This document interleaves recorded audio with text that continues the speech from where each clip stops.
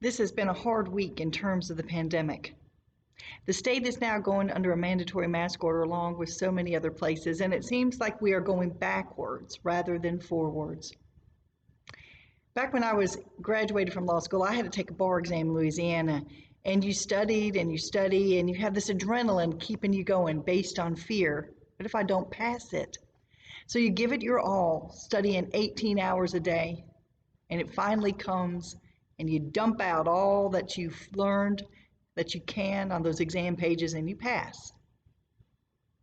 Well, 2 years into my law practice, I had the opportunity to join another firm here in Alabama, which I decided to do. But unfortunately, that meant taking a whole nother bar exam. And this time, it just stunk. I mean, you still had to study and study because it's a different state with different laws, and you still have to put in those 18 hours a day. But this time, there's no adrenaline. Fear is replaced by the dread of the drudgery of the routine. The excitement has passed, but we still have work to do. And that is where we are today. We had hoped by this time that things would have calmed down, that we would be doing our regular back-to-school shopping, looking forward to sending the kids back. And at this point, even the kids themselves are raring to go back to school. And the rest of us, we were looking forward to getting out, going to our offices and work, running errands, going to bridge clubs, doing all this without fear, maybe even taking a quick summer's end vacation. But instead, it has gotten worse, and it is now even harder to see when it will get better.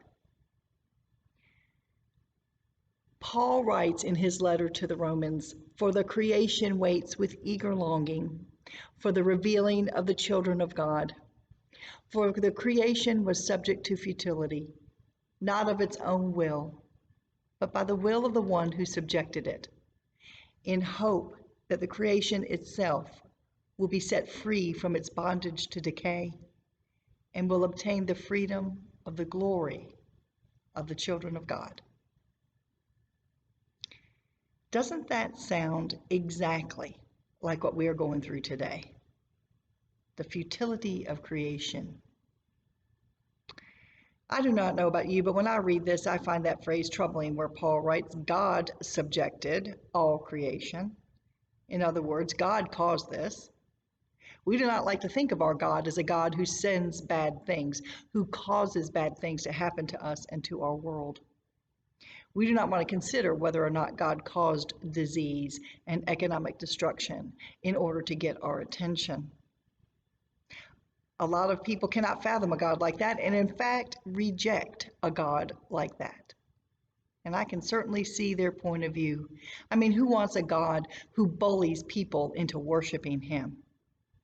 And for that matter, thinking also about our gospel today, who likes a God who supposedly throws his evil children, only God knows who they are, into eternal fire?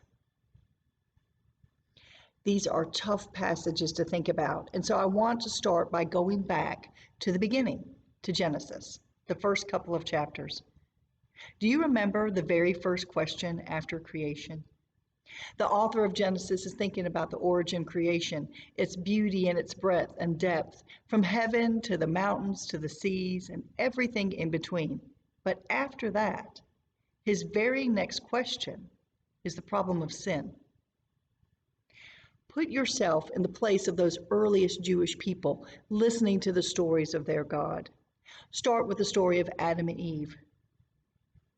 Our first Genesis congregations were thinking about, why is there sin in the world? Why is there betrayal? Why is God so mad, seemingly, at humanity?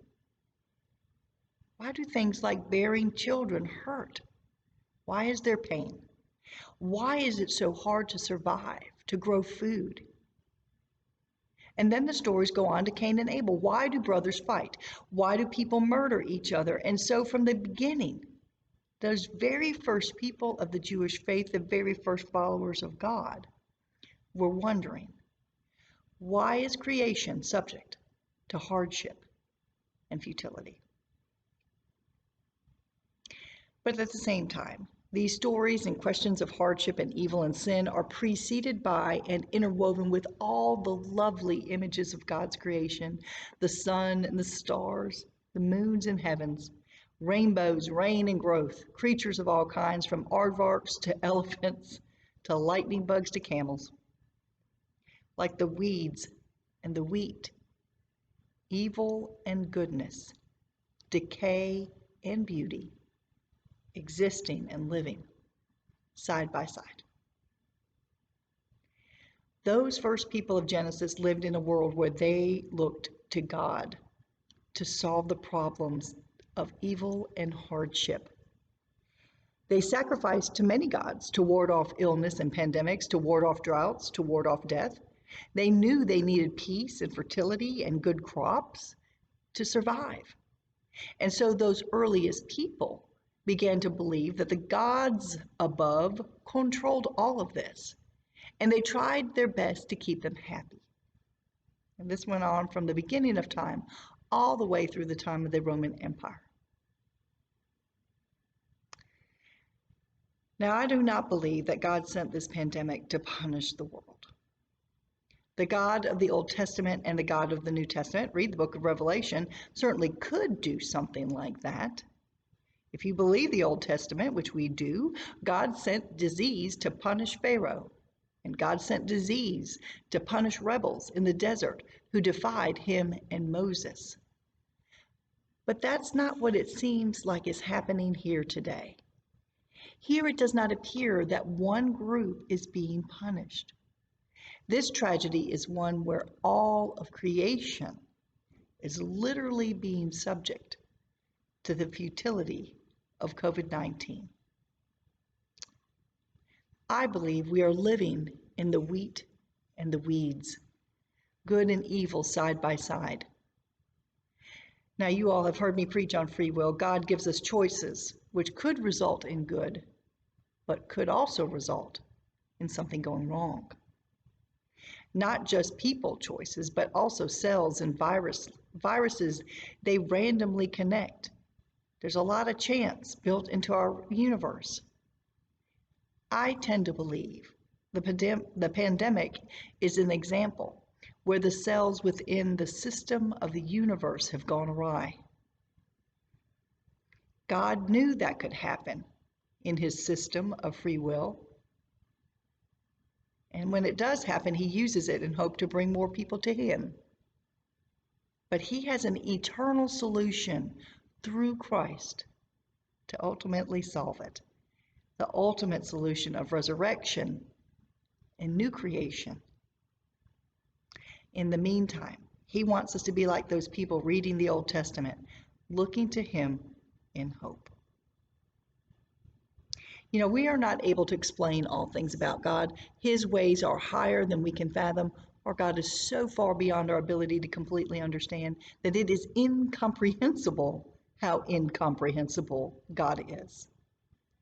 But I do know that I want a God who can do away with the evil of this world in all of creation. And I trust in him to sort through the evil and the good. And I trust in him to create all things new. And I trust in him to remedy the problems of sin and decay and death. I know it seems like we're all going backwards rather than forwards, and this will end. All these temporal world events do. Yet even better, one day all pandemics will be over. The world will truly end, and the waiting will be over. All creation will be made eternally new. God really is in control. May we trust that he is working through this mess, pulling weeds, or perhaps even turning them into something that bears fruit. So keep spreading the word.